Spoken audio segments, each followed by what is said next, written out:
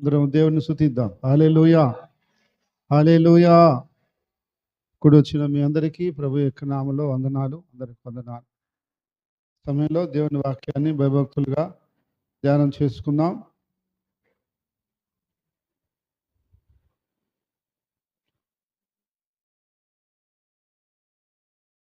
యాకోబు జీవిత యాత్రను గురించి కొన్ని విషయాలు ఈరోజు మనం ధ్యానం చేసుకుందాం.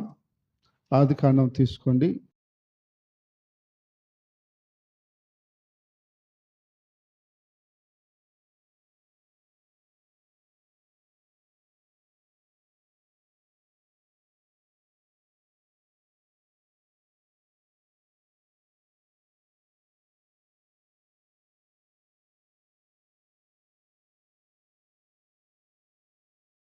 దేవుని వాక్యాన్ని మనం భయభక్తులు ధ్యానం చేసుకుందాం.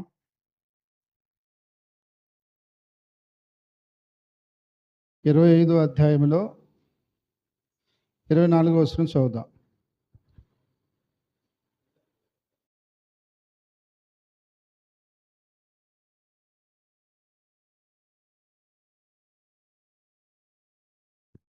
ఆదికాండము 25, 24.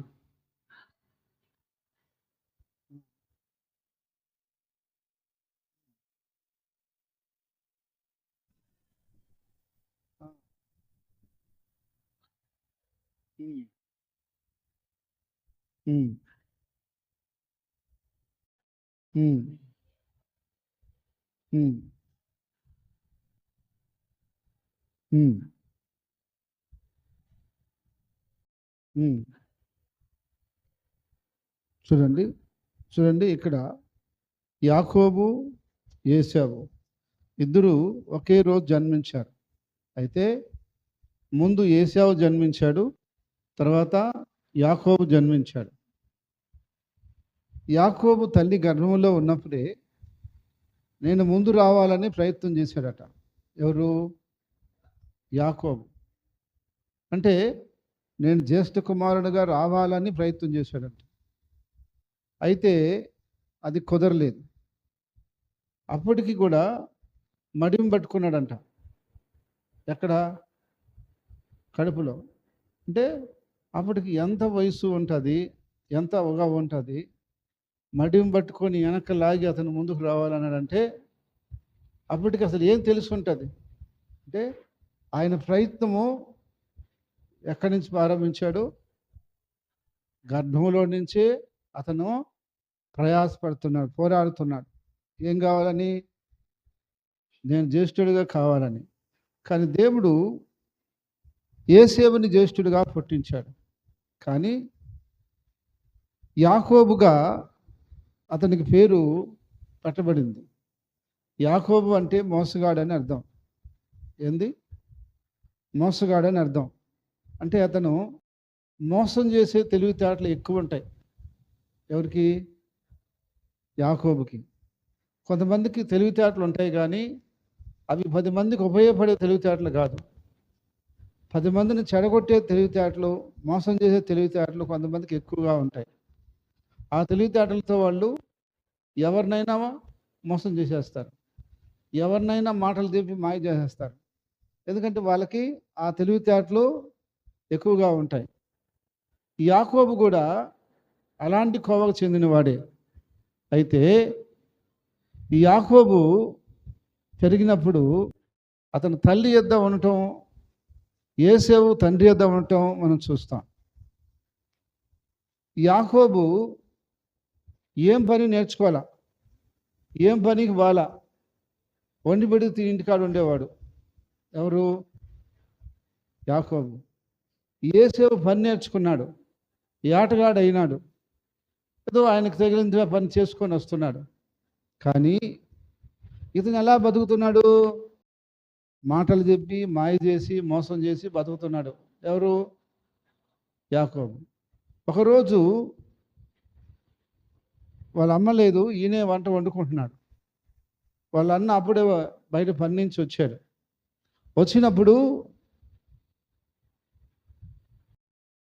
అతను ఆకలికి అల్లాడిపోతూ తన యొక్క సోదరుని అడిగాడు. ఏమని?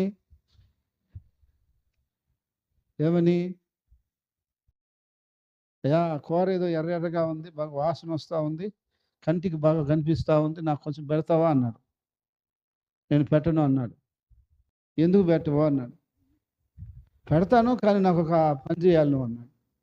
ఏం చేయాలో చెప్పు చేస్తాను, నాకు అది అది కావాలా అన్నాడు. నీ జ్యేష్ఠత్వం హక్కు నాకు ఇచ్చేస్తే నేను నీకు పెడతాను అన్నాడు. మరి నేను ముందే చచ్చిపోతున్నాను రా, నేను బతుకుంటే కదా అసలు జ్యేష్ఠత్వం లేకుంటే ఇంకొక అత్వం ఉండేది, నాకు ముందు పెట్టరా బాబు అన్నాడు. అప్పుడు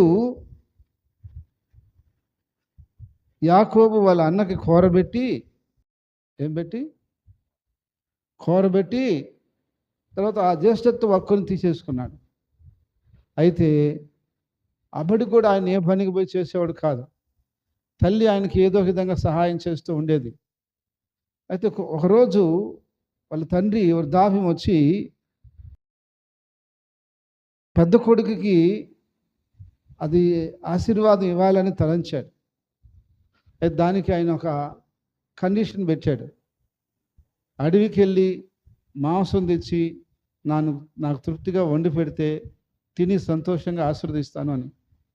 అది తల్లి విని, ఒరే ఇతను పెద్ద కొడుకుని ఆశీర్వదిస్తాను అంటున్నాడు, చిన్న కొడుకు ఏమిచ్చేటట్లు లేడే అని చెప్పి తల్లి కూడా యాకోబుతో ఏకీవించి యాకోబుకి ఉపాయం చెప్పింది, ఒక ఐడియా చెప్పింది. ఏమిటంటే, నువ్వు మందకి వెళ్ళి అక్కడున్న మేకపిల్లల్ని కట్ చేసి ఆ చర్మము ఆ మాంసం ఎత్తుకొని రాని. ఆమె శుద్ధంగా దాన్ని వండింది. భర్తకి ఏమైతే బాగా తింటాడో అనేది భార్యకి మాత్రమే తెలుసు, ఏమి తినడో అది భార్యకి మాత్రమే తెలుసు, ఎలా చేసి తింటాడో ఎలా చేసి తినడో అది కూడా భార్యకి మాత్రమే తెలుసు. అయితే ఇంకన్నీ బాగా తెలుసు కాబట్టి ఆ తెచ్చిన కూరని రుచికరంగా వండి తన చిన్న కొడుకు చేత ఎత్తుకొని పోయి ఇవ్వమంది. అమ్మా, నాన్న రమ్మంది అన్నని, నువ్వు నన్ను బొమ్మని చెప్తున్నావు, నన్ను దగ్గరికి పోయిన తర్వాత తవుడు చూశాడు అనుకోండి తెలిసిపోతుంది నేను. ఎందుకంటే అతను నున్నగా ఉంటాడు. ఎవరు? యాకోబు. యోసేపు ఎంటికలు ఎక్కువ కలిగి ఉంటాడు, అంటే ఎక్కువ ఎంటికలు రోమాలు ఉంటాయి, ఎక్కడ పట్టుకున్నా ఎంటికలు కనిపిస్తాయి ఆయనకి. ఎవరికి? యోసేపుకి. యాకోబు మాత్రము ఏమి ఎంటికలు ఉండవు, నున్నగా ఉంటాడు. అయితే అప్పుడు ఆయన ఒక సందేహాన్ని ఎల్లబుచ్చాడు తల్లి దగ్గర. నన్ను పొమ్మంటున్నావు, సరే బాగుంది, దగ్గరకు పోతాను, అన్నం పెడతాను, నన్ను తాకి చూశాడు అనుకోండి, అప్పుడు నేను యాకోబునని ఆయన కోపగించుకొని నన్ను శపించాడు అనుకోండి, అప్పుడు నా పరిస్థితి ఏంటి అని అన్నాడు. అరే దానికి కూడా ఉపాయం ఉందరా, దానికి కూడా నేను ఏదో ఒక మార్గం చేసి పెట్టున్నాను అని ఆ మేక శర్మం చేతులకు చుట్టేసింది. వాళ్ళ అన్న వేసుకునే డ్రెస్ ఒకటి వేసేసింది. ఇది ఇంట్లో ఉంటాయి కదా, అన్నయ్య తమ్ముడు ఇద్దరు డ్రెస్సులు ఉంటాయి కదా, అన్న డ్రెస్ని తమ్ముడికి వేసేసింది, మేక శర్మాన్ని ఆ యొక్క చేతులకు చుట్టేసింది, పమ్మంది. యాకోబు ఎత్తుకొని తండ్రి దగ్గరికి పోయి, తండ్రి నేను నీకు ఆహారం తెచ్చాను, నువ్వు చెప్పినట్టుగా లేచి తిను అన్నాడు. దగ్గరకు రారా అన్నాడు. ఎందుకంటే ఆయన డౌట్ వచ్చింది, ఇదేంది ఇది స్వరము తేడా ఉంది అని. దగ్గరికి రారా అన్నాడు. తవిడు చూశాడు. మళ్ళీ ఇదేంది ఇది స్వరం యాకోబులాగా ఉంది, తవిడు చూస్తే ఏసేవులాగా ఉన్నాడు, ఏందబ్బా ఈ చిత్రము అని. ఏరా నువ్వు నా కొడుకువేనా అన్నాడు. నీ కొడుకునే డాడీ, పెద్ద కొడుకుని అని చెప్పిన. సరే ఏంది మందలు అన్నాడు. నువ్వు లేయి డాడీ, నీకు అన్నం పెట్టాలా అని చెప్పి అన్నాడు. సరే దగ్గరకు రారా, ముద్దు పెట్టుకో అన్నాడు. అంటే ఆ వయసులో కూడా, అంటే కొడుకు తండ్రికి ముద్దు పెట్టాలని ఆ వయసులో కూడా ఆయన కోరిక. సరే ముద్దు పెట్టాడు. ఎవరికి? తండ్రికి. శుభ్రంగా అంతా వడ్డిచ్చాడు, తిన్నాడు, ఆశీర్వదించాడు, వచ్చేసాడు. తర్వాత వాళ్ళ అన్న వచ్చాడు. వాళ్ళ అన్న వస్తే తండ్రి లేయి అన్నాడు. తండ్రి లేయి అనగానే ఇతనికి భయం వేసింది. మళ్ళీ ఈడు కూడా నన్ను మళ్ళీ లేయమంటున్నాడు, అన్నం తినమంటున్నాడు. ఇందాక కదా తిన్నాను నేను, నా బిడ్డ వచ్చి పెట్టిపోయాడు కదా, ఈడు కూడా అంటే నువ్వురయ్యా ఇందాక పెట్టిపోతే మళ్ళీ వచ్చినావంటే, నేను రాలేదు డాడీ, నేను రాలేదు, ఇప్పుడే వచ్చాను అంటాడు. లేదు లేదు, నాకు ఇప్పుడే పెట్టావు, నేను తిన్నాను, ఆశీర్వదించాను అంటాడు. లేదు, నేను నీ పెద్ద కొడుకు నువ్వు చెప్పినట్టుగా తెచ్చానయ్యా అంటాడు. తెచ్చావు బాగానే ఉంది, కానీ ఇందాక వచ్చినవాడు ఎవరు అన్నాడు. వాడు మా తమ్ముడు అయి ఉంటాడు, వాడు ప్రతిసారి ఇట్టే చేస్తున్నాడు, సరే ఏదో ఒకటి అయింది, నన్ను లేచి ఆశీర్వదించు అంటాడు. లేదు లేదు, ఏం ఆశీర్వాదాలు లేవు, నేను అన్నీ మీ తమ్ముడిని దీవించి పంపించాను అన్నాడు. ఏడ్చాడు. ఎవరు? ఏసావు ఏడ్చాడు. రే నువ్వు అనుకొని దీవించేసాను అంటాడు. ఇంకా అక్కడి నుంచి అన్నదమ్ముల మధ్య గొడవ వచ్చింది. మరి నాకు అడ్డం వచ్చి వాడు ఈ విధంగా చేశాడని చెప్పి అన్న తమ్ముడి మీద పగబట్టాడు. అక్కడక్కడ పోయి చెప్పుకుంటున్నాడు, వాడిని ఏమైనా చేస్తాను చూడండి, చంపైన చూపిస్తాను చూడండి అని అక్కడక్కడ మాట్లాడుతున్నాడు. అంటే బయట వాళ్ళతో మాటలు చెప్తున్నాడు. ఆ మాటలు వచ్చి వాళ్ళ తల్లికి చెప్పారు ఎవరో. అప్పుడు వాళ్ళ తల్లి ఆలోచన చేసి, వీళ్ళిద్దరు కానీ కలబడితే ఎవరో ఒకరు నష్టపోతాను, ఇద్దరు నా బిడ్డలే కదా ఏదేమైనా, కాబట్టి వీళ్ళిద్దరిని కొంచెం జాగ్రత్త చేసుకోవాలని చిన్న కొడుకుని నసజెప్పుకొని వాళ్ళ మేనమామ దగ్గర పంపించేసింది. పెద్ద కొడుకు మాత్రం వాళ్ళ దగ్గర ఉన్నాడు. అయితే ఆడికి పోయిన కాడి నుంచి ఆయనకి ఒక అమ్మాయిని చూసి ఆమె ప్రేమలో పడిపోయాడు. ఎవరు? యాకోబు వాళ్ళ మామ కూతురుని చూసి ఆమె ప్రేమలో పడిపోయి ఇంకా అక్కడి నుంచి ఆమె కోసం ఏమైనా కష్టపడి చేస్తున్నాడు. 7 సంవత్సరాలు కొలువు చేసిన తర్వాత మామ అమ్మాయినిచ్చి పెళ్లి చేస్తానని చెప్పాడు, మాట ఇచ్చాడు. కానీ 7 సంవత్సరాలు కొలువు అయిపోయిన తర్వాత పోయి అడిగాడు, నువ్వు చెప్పినట్టు నేను 7 సంవత్సరాలు కొలువు చేశాను, నీ కుమార్తెనిచ్చి నాకు వివాహం చెయ్యి అని అడిగాడు. సరే చేస్తానని చెప్పి ఆయన రాత్రులు పెట్టినట్టున్నాడు వివాహం.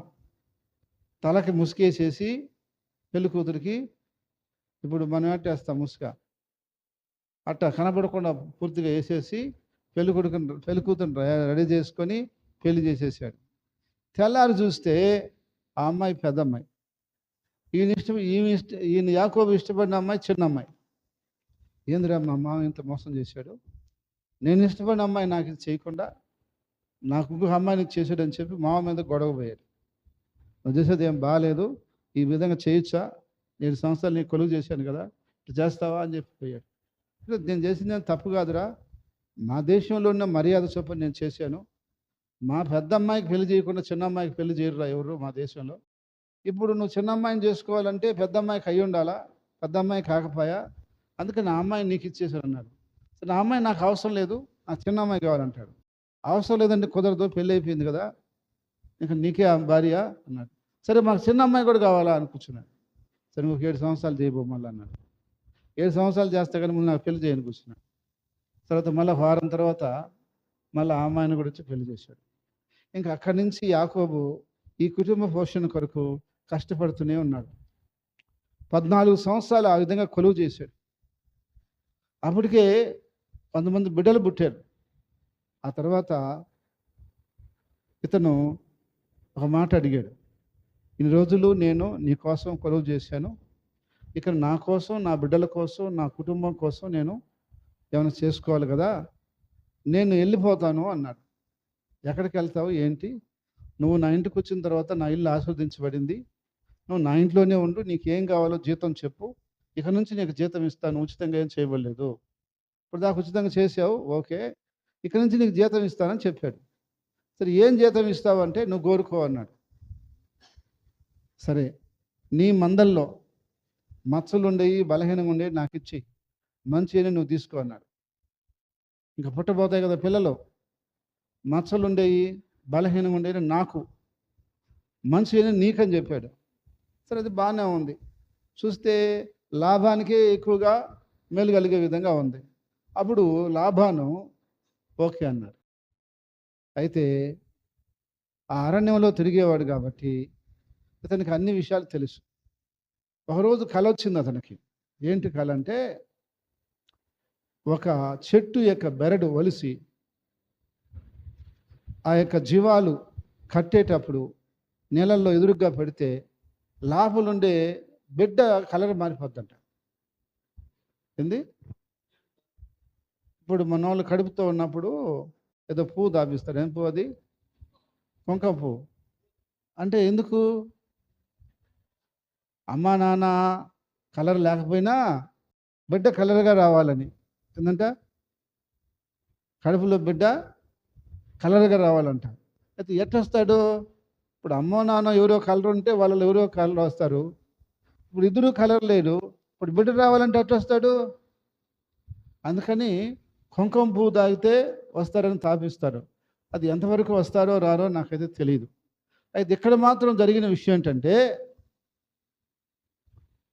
కడుపులో ఉన్న బిడ్డ నీళ్ళ కాడ పెడితే ఏంది? ఆ బెరడ ఒలిసి నీళ్ళ కాడ పెడితే బిడ్డ మారిపోతుందంట కడుపులో.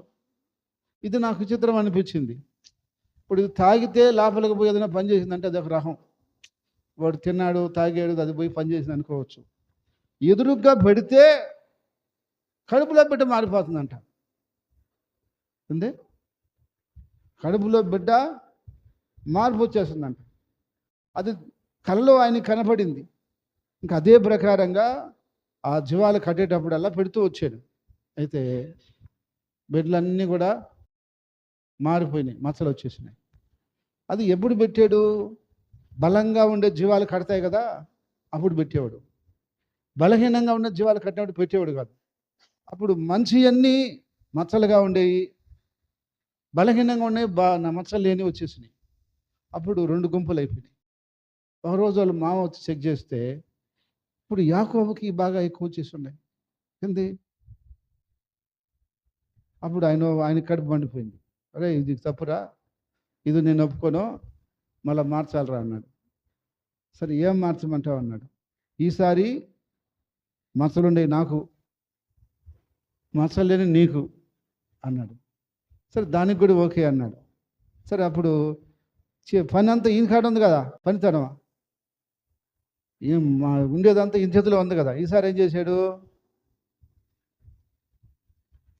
చేశాడు? బలహీనమైనవి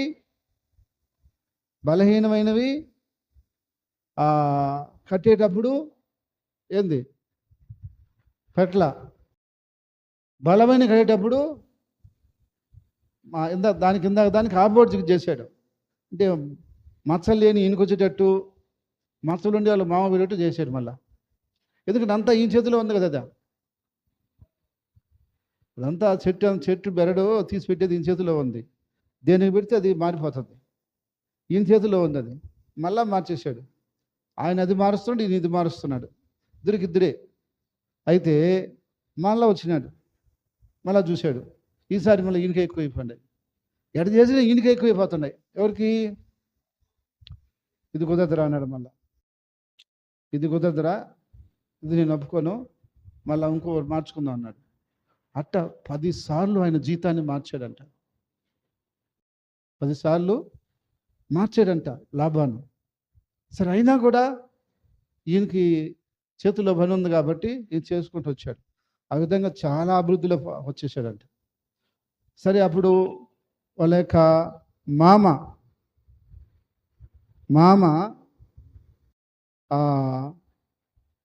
ఆ విధంగా ఇతను అభివృద్ధి చెందడం దానికి చూసి కొంచెం మత్సరం వచ్చింది. ఇంక కొడుకులతో కూడా మాట్లాడుకున్నాడు. అరే వాడిని చేర్చుకోవటం పొరపాటు అయిపోయిందిరా, ఈరోజు వాడు మన ఇంటికి వచ్చి, మన ఊరికి వచ్చి, మన దగ్గరకు వచ్చి ఈ విధంగా చేస్తున్నాడు. వాడిని మనం ఏం చేయలేము, వాడు మన చేయి దాటిపోయాడు, వాడు గొప్పవాడు అయిపోయాడు అనుకొని మాట్లాడుకున్నారు. ఇంక అక్కడి నుంచి బామర్దులు కూడా యాకోబుని ఒక విధంగా చూస్తున్నారు. చూపు మారిపోయింది, మాట మారిపోయింది, అంతా మారిపోయింది, మార్పు వచ్చేసింది. యాకోబు దాన్ని గమనించాడు. ఏందిరా ఇల్లు ఇంతకుముందులాగా నాతో లేరు, ఇలా ఏదో తేడా వచ్చేసింది, ఏదో జరుగుతుంది మొత్తం మీద అని చెప్పి భయపడుతూ పోయి కొనుక్కుంటే ఆయనకు మళ్ళా ఒక కళ వచ్చింది, నువ్వు లేచి వెళ్ళిపో అని. అప్పుడు ఇంకా భార్యలను పిలుచుకొని భార్యలకు చెప్పుకున్నాడు. మా మిమ్మల్ని నేను చేసుకున్నా, మీకు నేను, నాకు మీరు సొంతం, ఇక మీ తండ్రి ఇంటికి మీకు రుణం లేదు, మీరు నేను చెప్పినట్టుగా నాతో వస్తారా, లేదు మీరు ఇక్కడే ఉంటారా? మీ తండ్రి వాతావరణం చూస్తే బాగాలేదు, మీ అన్నదమ్ముల వాతావరణం చూస్తే బాగాలేదు, నేను ఇక్కడ ఉంటే నాకే ప్రమాదం అనిపిస్తుంది, నేను ఇక్కడి నుంచి వెళ్ళిపోతా, మా ఊరు వెళ్ళిపోతా అన్నాడు. అప్పుడు వాళ్ళు ఏమన్నారంటే, ఏమండి ఏదైతే ఏమైంది కానివ్వండి, మీరు చెప్పే మాటకే మేము వస్తాం, మా నాన్న చేసిందంతా మాకు తెలుసు, ఆయన చాలాసార్లు ఇబ్బంది పెట్టాడు, కాబట్టి మేము ఇది మొదలుకొని నీ మాట ఏంటామన్నారు వాళ్ళు. సరే, ఇంక భార్యలు విన్నారు, ఇంకా అందరిని సమకూర్చుకున్నాడు, సేవ పెట్టకుండా వెళ్ళిపోయాడు. మామ కూడా చెప్పలా, బామర్దులకు చెప్పలా, ఊళ్ళు ఎవరికి చెప్పలా, రహస్యంగా వెళ్ళిపోయాడు అంతే. వెళ్ళిపోయిన తర్వాత తెలిసింది లాభానికి, ఏమని, మరి ఈ విధంగా వెళ్ళిపోయాడు అని చెప్పి. అప్పుడు ఎత్తుక్కుంటే ఏడన్నాడు, మందలు లేవు, మనిషి లేడు, కూతురు లేరు, మనవళ్ళు మనవరాలు లేరు, ఎవరు లేరు. ఇంకా అప్పుడు అందరిని పిలుచుకొని, బంధువుల్ని పిలుచుకొని చెప్పుకొని పరిగెత్తాడు. పరిగెత్తి వెళ్తూ ఉంటే దేవుడు ఒక మాట అన్నాడు, యాకోబుతో నువ్వు గొడవ పెట్టుకోవాలనుకుంటున్నావు, యాకోబుతో నువ్వు కానీ గొడవ కానీ పెట్టుకుంటే, యాకోబు నువ్వేమన్నా చేస్తే తర్వాత నీ పరిస్థితి ఎలా ఉంటుందో నేను చెప్పలేను. తర్వాత నీ ఇష్టం, మంచి కానీ చెడ్డ కానీ ఇంక నువ్వు మాట్లాడకూడదు. నువ్వు కానీ మంచి కానీ చెడ్డ కానీ ఏదన్నా పోయి అక్కడ మాట్లాడేవంటే లాభాను నీ పరిస్థితి ఏరుగా ఉంటుంది అన్నాడు దేవుడు. హల్లెలూయా. నీ పరిస్థితి ఏరుగా ఉంటుంది, నీ ఇష్టం అని చెప్పేశాడు. నిద్రలేసాడు. అసలు వాస్తవంగా యాకోబు బయలుదేరింది ఎందుకంటే ఆడికి వెళ్ళిపోవటానికి.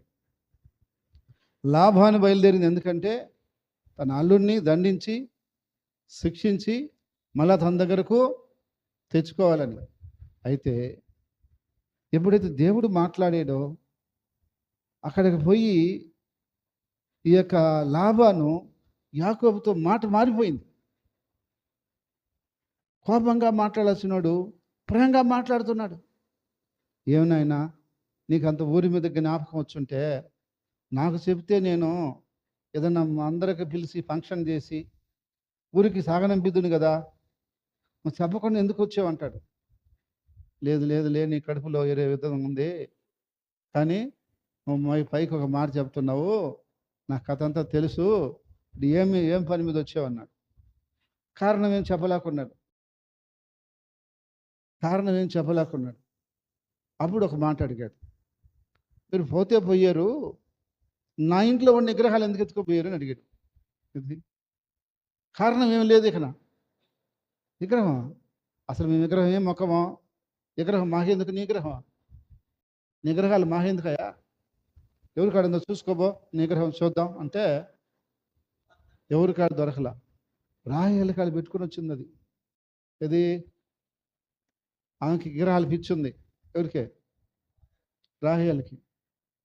మా ఆయనతో కూడా పోవాలి కదా, ఆడికి పోయిన తర్వాత నాకు విగ్రహం ఎట్ట వస్తుంది, ఆయన విగ్రహాలు అక్కడ చేసేవాడు కాకపోయా, ఒకడు దాని సాటికి ఎత్తుకోపోయి ఆయన సాటిని పెట్టి చేసుకుందాం అనుకుందేమో. సరే, ఆ ఒంట్లో ఎక్కి ఒంటి లోపల పెట్టుకున్నది, ఒంట్లో ఎక్కి దాని కింద గుడ్లు వేసుకొని ఆ గుడల కింద పెట్టుకొని ఉంది. అంతా ఎత్తికాడు లాభాను, ఎక్కడ దొరకలా. ఇంకాడికి వచ్చాడు. దిగమ్మా ఒకసారి చూడాలన్నాడు. దిగలేను నాయన అన్నాడు. ఏమ్మా అన్నాడు. నేను ఇంటికి దూరంగా పోయినాను నాన్న, దిగకూడదు అన్నాడు. సరే పక్క పో అన్నాడు. ఆ నిజంగా పోలా. ఏం చెప్పేసింది, ఆ విగ్రహాన్ని తెచ్చుకోవాలని. సరే మొత్తం మీద ఆయన చట్టు పోయారు. ఇంకా అక్కడి నుంచి యాకోబు జీవితంలో చాలా శ్రమలు, చాలా ఇబ్బందులు. ఆయన మొదట జీవితాన్ని చూస్తే ఆయన అందరినీ బాధ పెట్టాడు. తర్వాత కుటుంబ జీవితంలోకి వచ్చిన తర్వాత ఆ బాధలు ఆయన ఎదుర్కొన్నాడు. ఇంకా అట్ట కాదు అని చెప్పి ఆయన ఒక నిర్ణయానికి వచ్చాడు. మనం ఎన్ని ఏషాలు వేస్తే కుదరదో, మన తెలివితేటలు మన ఏషాలు పనిచేయవు, ఇక మనం దేవునికి పరిపూర్ణంగా లోబడిపోదామని నిర్ణయించుకున్నాడు. హల్లెలూయా. దేవునికి పరిపూర్ణంగా లోబడదాము, ఏది చేసినా ఆయనే చేయాలా, ఏది ఇచ్చినా ఆయనే ఇవ్వాలని చెప్పి యాకోబు ఒక నిర్ణయాన్ని తీసుకొని అప్పుడు దేవుని పాదాలు పట్టుకున్నాడు. చూడండి, ఆదికాండం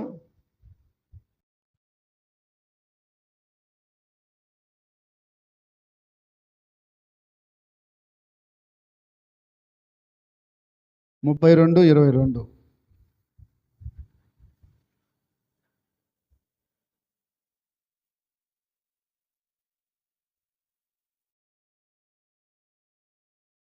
హ్మ్. హ్మ్. హ్మ్.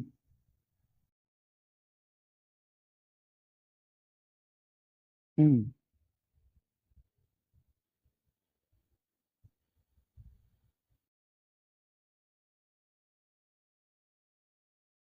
హ్మ్. ఒక నరుడు తెల్లవారి వరకు అతనితో పెనుగులాడెను. హ్మ్. గెలవకుండా చూసి తొడగోటి మీద కొట్టెను. హ్మ్. హ్మ్. హ్మ్. హ్మ్. హ్మ్.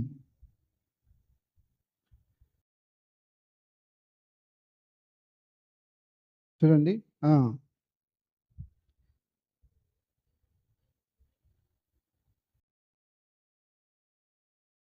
హ్మ్. హ్మ్.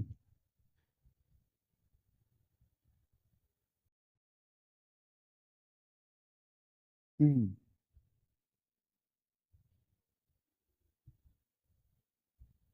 హ్మ్.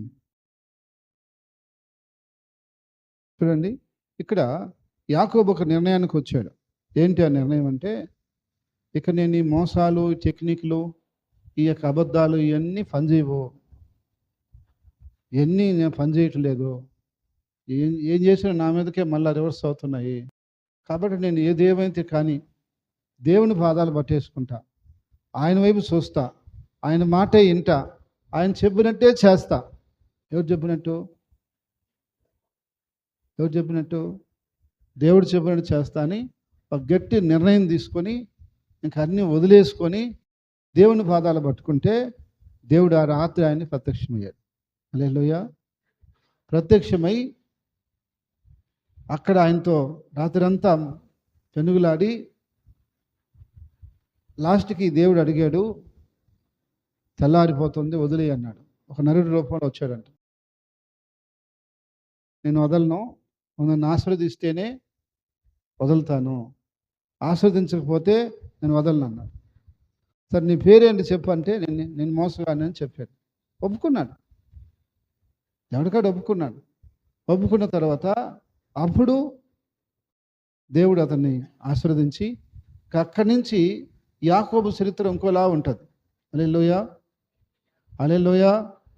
కాబట్టి ఈరోజు మన జీవితాల్లో కూడా మనం ఎన్నెన్నో అనుకుంటాం, ఏమేమో చేయాలనుకుంటాం, ఏదేదో చేస్తాం. కానీ మన ఇష్ట ప్రకారంగా, లోకానుసారంగా మనం అన్యాయంగా, అక్రమంగా చేసి ఏదో ముందుకెళ్ళాలని కోరుకోవచ్చు. అది ఎక్కువ రోజులు నడవదు. ఎక్కువ రోజులు నిలబడదు అది. ఎప్పటికైనా మనకే ప్రమాదంగా మారుతుంది. అయితే పరిపూర్ణంగా దేవుడి చిత్తానికి లోబడి మనలో ఉన్న ఒడిదుడుకులను, మోసాలను, అవతాకులను మార్చుకొని దేవుడికి అప్పగించుకొని దేవుడికే మనల్ని పరిపూర్ణంగా సమర్పించుకుంటే ఏ కాడికి ఆయన ఏదో ఒకటి చేస్తాడు మనల్ని. హల్లెలూయా. ఏదో ఒక దారి మనకు చూపిస్తాడు.